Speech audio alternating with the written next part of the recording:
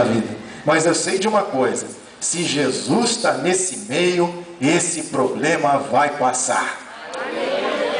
Essa outra multidão tinha história para contar. No meio dessa multidão tinha gente pulando de alegria, e cada um com uma história, cada um com um testemunho. Era história para dias e noites.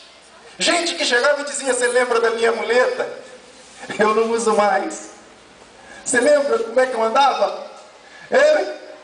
Essa minha perna era menor do que essa. Naquele encontro que eu tive com Jesus, Jesus tocou na minha perna cresceu, ficou do tamanho igualzinho. Aquele sapato que eu tinha que usar com salto maior do que o outro, não preciso mais. Minhas pernas estão do mesmo tamanho. Eu agora posso andar normalmente, posso correr, posso saltar. E a outra sorrindo e dizendo assim: eu era cego. Gente, você não sabe o que é ser cego. Ser carregado, para atravessar uma rua, tem que contar com a ajuda de alguém. Para ir ali no mercado, comprar alguma coisa, precisa da ajuda de alguém. Para fazer qualquer coisa, precisa... Gente, o outro dizendo assim: eu era surdo. Oh meu Deus, que dificuldade. Coisa boa quando o Senhor, o Nazareno, tocou nos meus ouvidos e eu escutei um estalo, pá. E eu comecei a ouvir pela primeira vez na vida. Gente, só tinha histórias assim no meio dessa multidão. Essa história contava histórias tristes. E essa multidão contava histórias tristes. E essa outra multidão contava histórias de alegria, histórias de vitórias. E aconteceu que as duas multidões se encontraram, se embolaram, e Jesus no meio. E Jesus chega para a mulher e diz assim: não chores. Irmão, você já encontrou alguém que no meio do teu sofrimento, no meio do teu choro, virou para você e disse assim: não chore? Isso é muito sério, né? Você chegar para uma pessoa que está chorando, que está se desidratando em lágrimas, e você chega para essa pessoa e diz assim: não chore.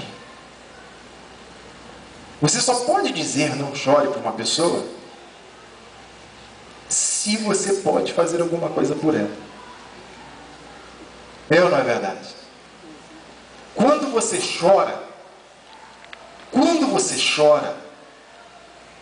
saiba que as lágrimas foram criadas por Deus. Existem glândulas lacrimais feitas para isso, para que num momento de muita tensão, de muita emoção, você venha as lágrimas. É como se fosse uma descarga. É necessário sair essas lágrimas. Então, quando você diz para uma pessoa assim: não chore, às vezes ela tem um efeito contrário. Porque às vezes você diz assim: não chore, e aí mesmo é que ela chora. Tem gente que não está nem chorando ainda, está quase chorando, está com os olhos cheios de lágrimas. Você diz assim para ela: não chore, e aí ela desaba a chorar. Aí que deu vontade de chorar mesmo. Mas, quando Jesus diz: não chores, é porque algo Ele vai fazer. O que você pode fazer para uma pessoa parar de chorar? Talvez você não possa fazer muita coisa. E talvez você não possa fazer nada. E se você não pode fazer nada por alguém que está chorando, chore junto com ela. Você não pode fazer nada por ela, chore com ela. Você está se compadecendo com ela, junto dela. Mas Jesus era o único que podia dizer de verdade: não chores. E você consegue ver aquela mulher imediatamente parando de chorar? Eu não consigo ver.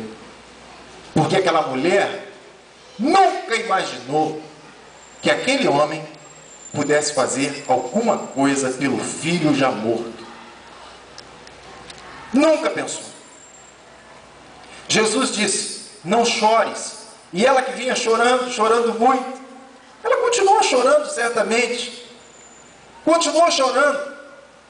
Jesus para aquela multidão, quando ele toca no esquife, Jesus para aquela multidão que vem andando. E olha que parar uma multidão não é fácil, mas ali estava alguém que podia fazer alguma coisa muito diferente. Diz a palavra do Senhor que ele olhou para aquele menino. Diz a palavra do Senhor que ele olhou para aquele garoto que estava do jeito que ele estava, gelado, paralisado, e disse: jovem, eu te mando, levanta-te. Olha, irmãos, a não ser por vídeo, que é a história do pastor Daniel, que está filmado quando ele levanta da morte, se não for por vídeo, este vídeo especificamente, eu nunca vi, ainda não vi, uma pessoa levantar do caixão, uma pessoa voltar da morte. Confesso para vocês que já tive até a vontade de falar alguma coisa. Quando, por exemplo, eu vi minha mãe deitada em cima de uma pedra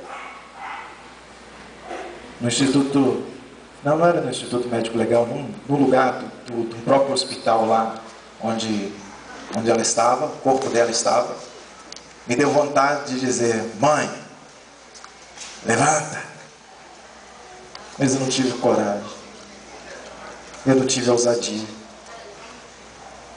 e provavelmente eu não tinha unção suficiente para isso. Mas quando Jesus diz: levanta-te, é porque ele sabe o que está dizendo.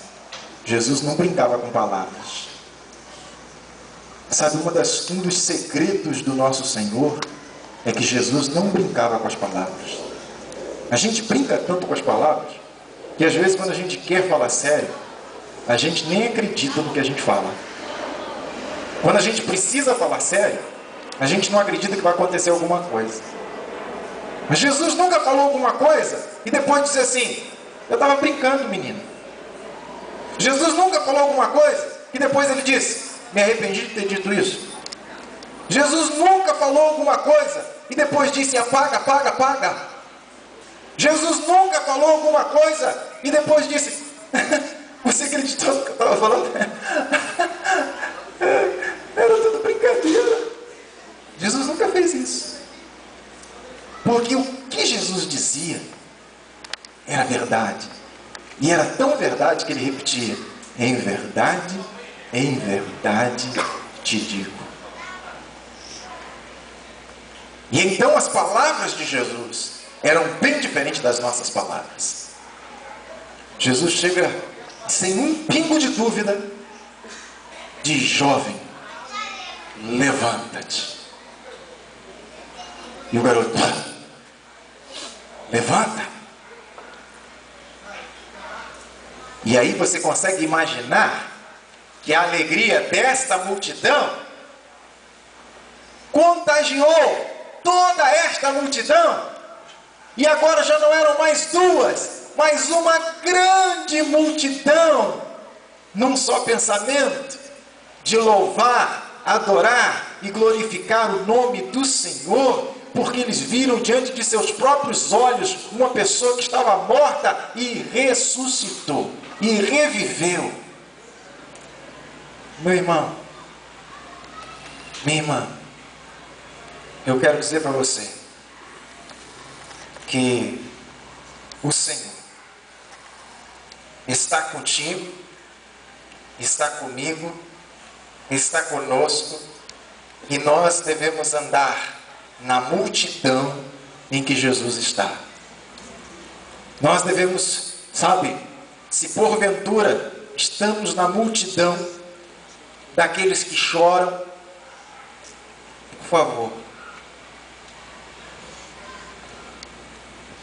vamos para a multidão daqueles que se alegram. daqueles que riem